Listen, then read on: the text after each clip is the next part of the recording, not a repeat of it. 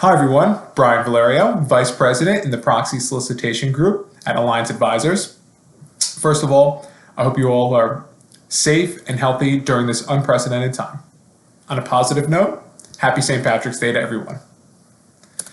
So I'm here today to talk about the SEC's guidance that was released on Friday regarding how public companies can handle their annual shareholders meetings in light of the COVID-19 pandemic that is sweeping the nation. So the SEC guidance hit on a couple of different key points. The first was on companies who have already filed their materials and are now seeking to change the date, time, location, or manner in which they're going to hold their shareholders meeting for the 2020 season. So for these companies, the SEC said that if an issuer has already mailed and filed its definitive proxy materials, it can now notify the shareholders and the other players in the proxy process of a change to the date, time, location, or manner that it's going to hold the meeting without mailing additional solicitation materials. But in order to do so, these issuers must issue a press release and then make a filing on EDGAR. And in doing so, they must take all reasonable steps necessary to inform all of the parties involved in this process to the change that they are proposing, either the change to the date, the time, the location, or the manner in which they're going to hold the meeting.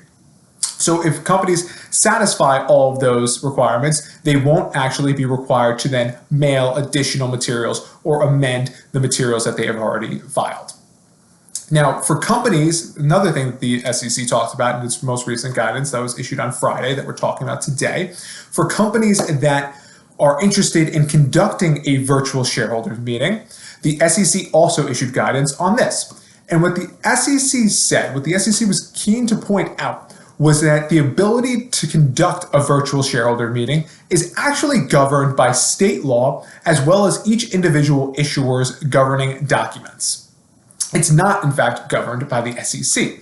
And the SEC said that where it is permitted, where an issuer is permitted to conduct a virtual shareholder meeting, what it must do is notify the shareholders, the intermediaries, and the other players in the proxy process of its intention to hold a virtual shareholders meeting, as well as the way in which that those shareholders can participate in the shareholder meeting process.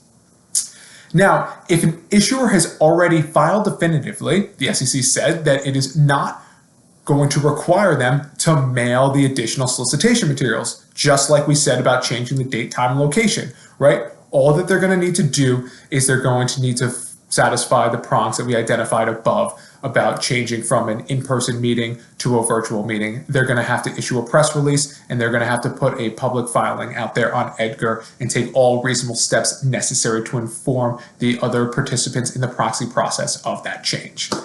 Finally, the SEC talked about shareholder proposals and how issuers who receive shareholder proposals can handle these at their meetings going forward. And one of the key issues here is how are these issuers going to be able to handle shareholder proposals if they're holding a virtual meeting?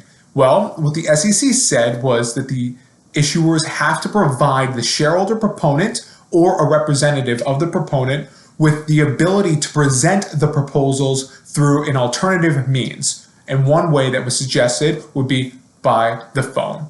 So these are all big changes that are happening for the 2020 season that are due to the coronavirus spread.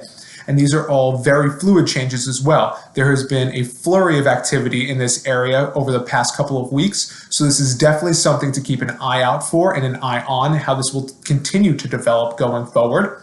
We will certainly keep an eye out for it and we'll notify you when meaningful changes happen. And please reach out if you have any questions or if you want to talk specifically about how these changes are going to impact your company or some of your clients going forward.